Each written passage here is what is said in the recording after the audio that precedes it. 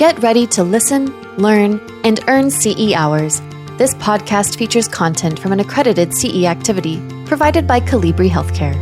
Visit elitelearning.com/podcasts for accreditation and disclosure statements and instructions on how you may be able to earn CE credits. Welcome, everyone. My name is Faith Roberts, and I am your host for this Elite Learning podcast series, Making Sense of Dollars and Cents, Finance, Budgeting, and Staffing Skills for Nurse Leaders. Throughout the course of the episodes, we'll discuss building skills that are central to a nurse leader's success, including return on investment, staffing, capital, employee engagement and retention, and of course, patient safety. In this episode, we will be discussing developing an ROI, a return on investment.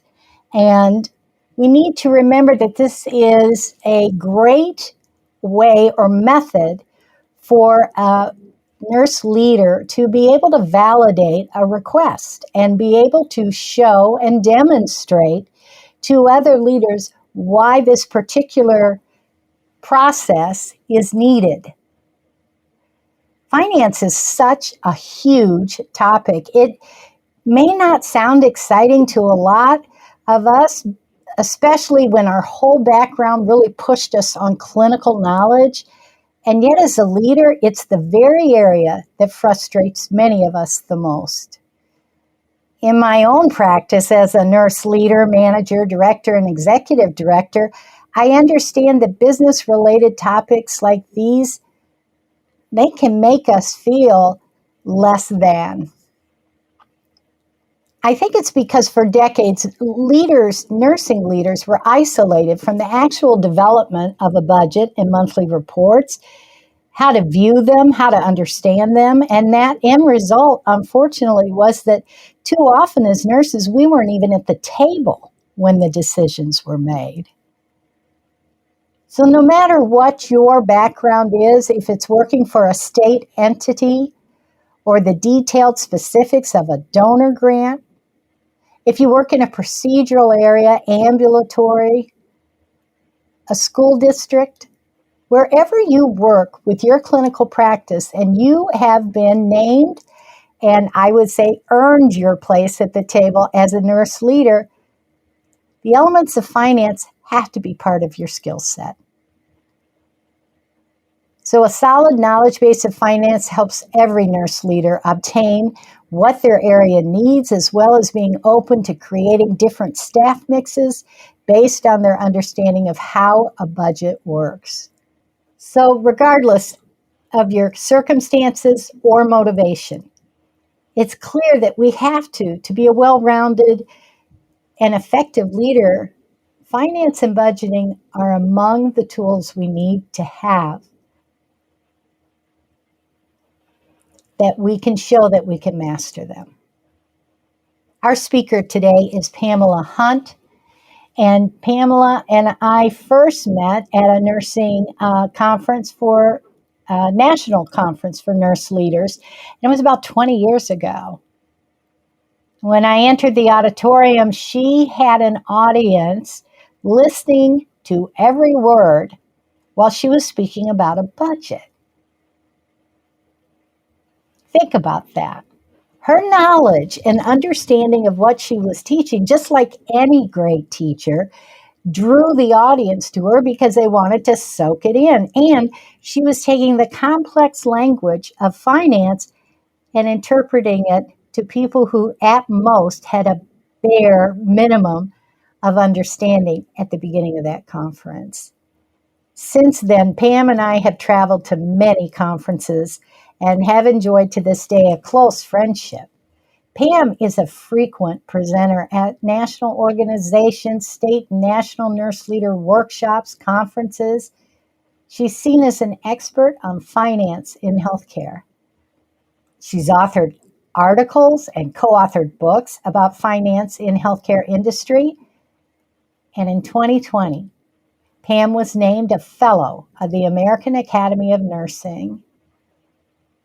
You can read more about her background and education and experience in the notes that accompany this episode. So let's get started. And we want to welcome you, Pam, and I want you to know that I'm looking forward to talking with you today.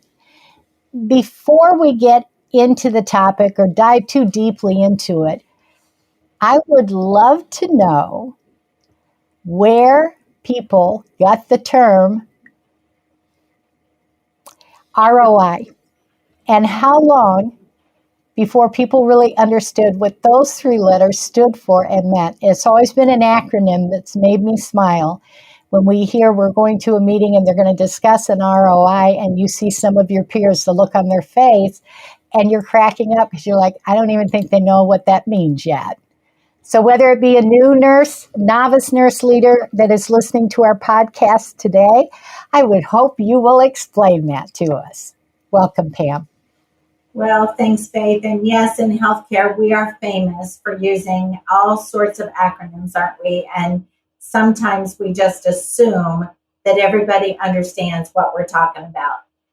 So yes, today we are going to talk about a return on investment, which means that if I put out a large amount of money, a capital outlay initially, at what point am I going to make enough money on that investment to cover my initial expenses and then hopefully moving forward in the future actually realize some revenue? And there are steps to that. We're going to talk about identifying fixed, variable, and total cost. So really understanding the cost that goes into a project like this. We're going to distinguish what expenses and revenues should be considered in developing the ROI. And last but not least, we're going to evaluate and choose which departments should be involved when we're talking about a new procedure or a new product. So in order to make a smooth transition. So when we talk about an ROI or a return on investment, we first of all have to talk about cost. And there are all sorts of types of expenses, right? There are fixed expenses or a fixed cost, and that's a cost that doesn't change over time. It doesn't change as the volume increases. So let's think of, and really, you might be asked as a nurse leader to look at what is the return on investment for purchasing a new piece of equipment. But you could also be asked on what the return on investment is for something such as a process change. So it's not always about a piece of equipment, although that's what our mind goes to most of the time. So when we talk about there's fixed costs that are associated with the piece of equipment. Now that would be like your capital equipment, your piece of capital equipment. If I have to buy a monitor, that monitor is going to cost the same whether I use it one time or whether I use it multiple times. The cost of the monitor doesn't change as volume increases. The next cost that we're going to talk about is a variable cost. The variable cost is a cost that is uniform per unit, but it fluctuates according to the volume. So let's think about this if I purchased a new piece of equipment, and in order to use that piece of equipment costs the same no matter how many times I use it, but I also need a disposable or what we would call an operational piece of equipment to use with that piece of equipment. Let's say it's a catheter or a trocar or an operational piece of equipment, if you will, supply. As the number of cases increases, that trocar may still cost $30, but my total cost is going to go up. And I'll show you this, or we'll talk about this further as we continue this discussion. But then the total cost is the sum of the fixed cost and the variable cost together. I'm going to give you some examples of fixed costs. So fixed cost might be administrative staff salaries. Fixed cost might be a piece of capital equipment. Oftentimes fixed costs are things like the lawn service for your organization. The organization pays one fee, and no matter how many times the lawn needs to be serviced, that fee is a fixed cost. Some variable cost that we might think about in our organizations are things like wages, overtime wages, supplies, medications, utilities. Those are variable costs. So those are going to vary according to the volume used in our organizations or for the procedure. When I speak about fixed cost in your notes that are available for this session, you have a little table that shows, let's say we have a piece of equipment for the procedure that we want to start doing in our facility, and that piece of equipment costs $10,000. If we use that piece of equipment for 100 procedures, that piece of equipment still costs $10,000. If we use that piece of equipment for 400 procedures, that piece of equipment still costs $10,000.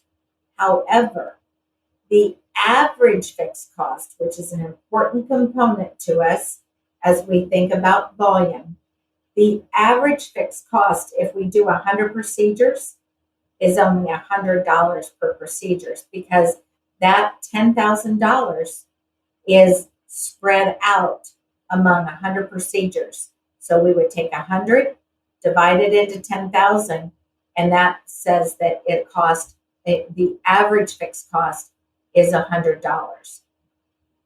If we do 400 procedures, that $10,000 is now able to be spread out among 400 procedures instead of 100. So now the average fixed cost is only $25. With this demonstration that's available to you in your notes, you'll quickly see that the more procedures you do, the lower the average fixed cost is for that capital equipment. Now, let's talk about variable cost. Let's take those same 100 procedures, and let's say that the piece of equipment costs $10,000. But the catheter that we need to use in order to do the procedure, it costs $10. Now that catheter is going to cost $10, whether we do one procedure or whether we do many procedures. The cost of that catheter is $10. That's the unit cost. Now, I'll give you this. There may be inflation that somewhere along the way that cost of that catheter is going to increase. But the unit cost is $10. If we do 100 procedures and we multiply that by 10, then we're going to have a total variable cost of $1,000. If we do 400 procedures, we multiply that by 10, and so our variable cost is $4,000.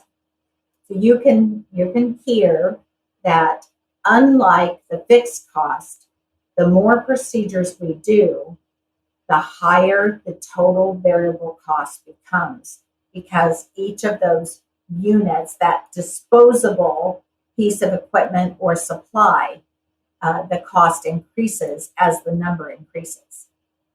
What's important to us is a table that you'll see in your notes that shows that you add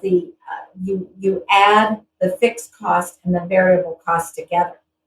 So for those 100 procedures, remember the fixed cost was $10,000 and the variable cost was $1,000, so that's $1,100 or $11,000. If you divide that by 100 procedures, then the average cost, if you do 100 procedures, the average cost is going to be $110. But if you do 400 procedures, so that's $10,000 fixed cost plus $4,000 variable cost, $14,000. But you divide that by 400, your average cost is only $35 per procedure.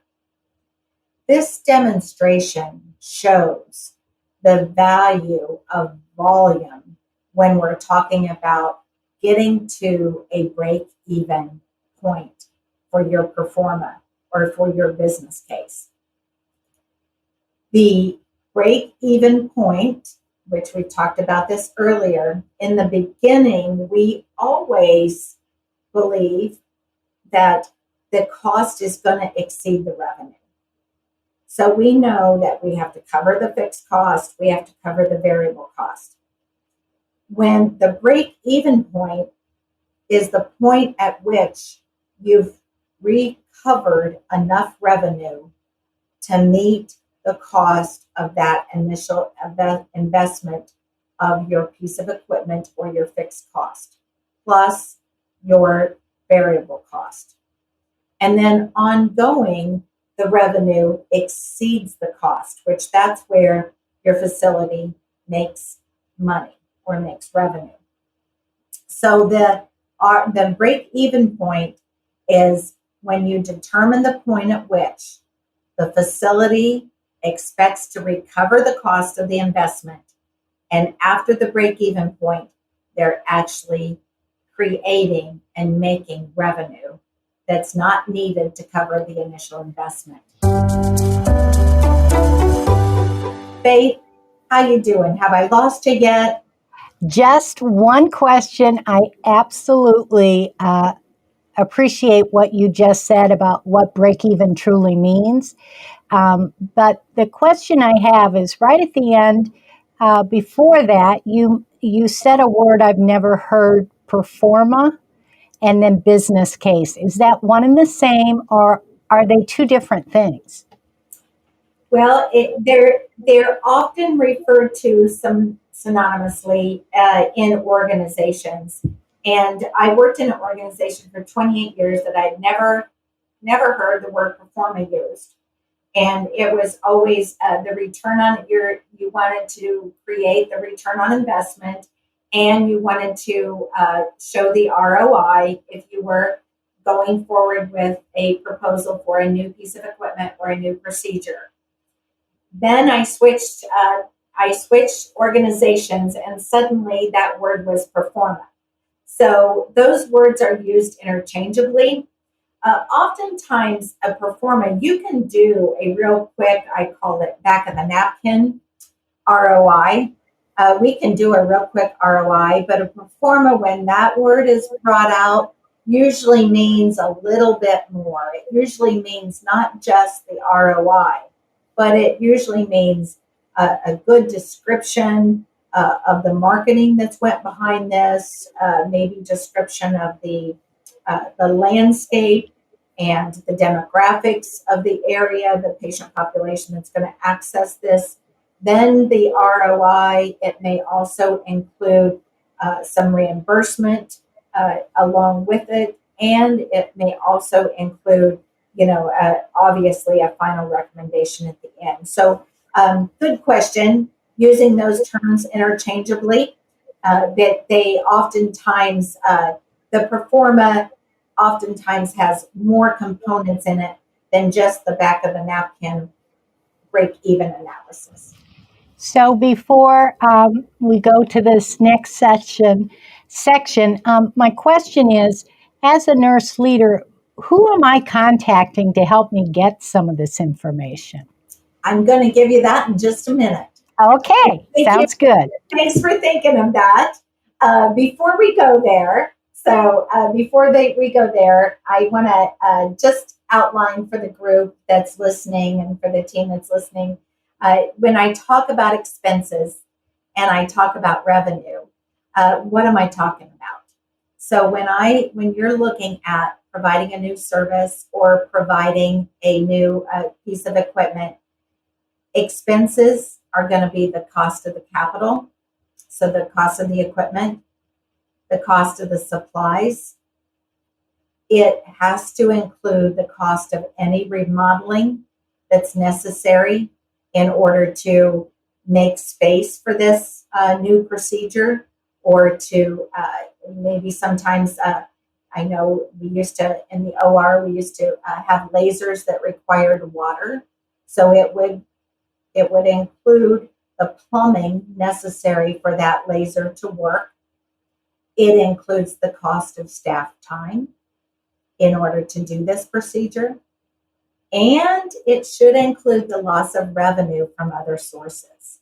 So let's talk about that a minute.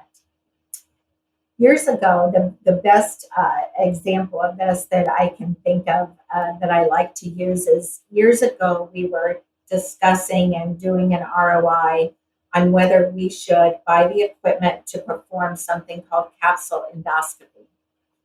Capsule endoscopy is in replace of a small bowel series, and the patient swallows a capsule that has a camera in it. They wear a belt that has a transmitter in it, and as this capsule travels through the patient's GI system, it takes pictures. The capsule is discarded through the patient's GI system. It is a one-time disposable use product. I hope you're all grinning at that. It is a one-time disposable use product. But meanwhile, the pictures that capsule has captured have been downloaded to this transmitter that the patient brings back to the office. When we were doing that proposal for the capsule endoscopy, we had to take into consideration the loss of revenue because from a small bowel series, because those patients would no longer need a small bowel series. So that's a good example of when you're maybe going, there's new technology out there, there's a new procedure out there. You do need to understand, if we do this new procedure, will there be loss of revenue from other sources? Let's talk about revenue. We need to take into consideration the patient population. And why? Well, not just because of volume, but we need to take into consideration the patient population that will be accessing this procedure because of the payer mix and how that impacts reimbursement.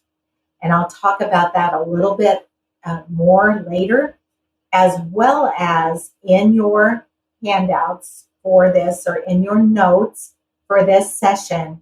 There's a great example of a business plan return on investment for a procedure that really shows the difference in payer mix as it relates to the revenue for this particular procedure.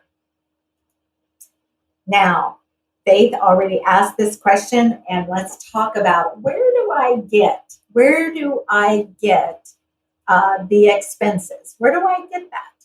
So the cost of the capital, you're obviously going to get from the vendor and along with your materials management team, or your capital purchasing team that helps you negotiate that. Probably many of you are part of group purchasing organizations that may have some pricing advantages from being in a GPO. The cost of the supplies, again, you're going to get from the vendor along with your materials management folks that are going to be able to help you negotiate those. The cost of remodeling, you're going to have to loop in maintenance and engineering, depending on what that remodeling might look like. And they're going to give you a estimate on that. The cost of staff time is going to be something that you're going to calculate according to how long the procedure is, what skill level of staff are going to be involved in this, and what that looks like as far as their staff time. I always say, I get asked often, okay, if I don't have to hire any more staff, do I still need to take into consideration this staff time? And the answer is yes, because the assumption is that this staff is not just sitting around doing nothing.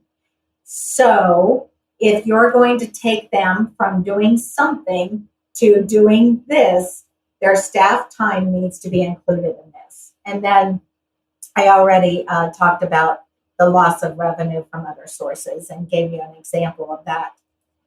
So the revenue, where do I get the revenue? And the patient population, I think whoever, if it's a particular procedure that's tied to a particular physician, I would advise you to have some conversation with that physician. What patient population are you seeing that would access this procedure? Are they what age population? What's the most common diagnosis for this procedure? Those are going to be important questions for you to ask the provider that is going to be doing this procedure. And then you need to find someone from coding, billing, and finance. And I'm gonna give you a checklist and later on in our presentation, in our time together. I'm going to give you a checklist that when you're bringing up a new procedure, there's so many other departments that need to know about this. And especially when I'm talking about reimbursement, you need to get involved, the coders, the finance department, and the billing department, so that everybody knows exactly the patient population that is predicted to need this, what the CPT code or what the procedure of code is that would be used, and then what the reimbursement is for that service. And that your return on investment is going to change according to those elements of the revenue. Okay, I can guess what listeners like you are thinking. Wow, that's a lot of math. And it's a lot to take in on a podcast. But as Pam points out, the details are provided in the show notes for this episode. You can download the show notes on our webpage at elitelearning.com/podcast at any time. And you may wish to listen to Pam's explanations again while you have those in hand. Doing so could be particularly helpful during our next episode, in which Pam walks us through an ROI example. It's this kind of practical, step-by-step explanation that will help you fully understand the complexities of developing the justification for something your staff needs. I hope you'll join us. This is Faith Roberts for Elite Learning. This podcast featured content from an accredited CE activity provided by Colibri Healthcare. Visit elitelearning.com/podcasts for accreditation and disclosure statements and instructions on how you may be able to earn CE credits. Take your learning to the next level by subscribing to more podcasts on compelling healthcare topics.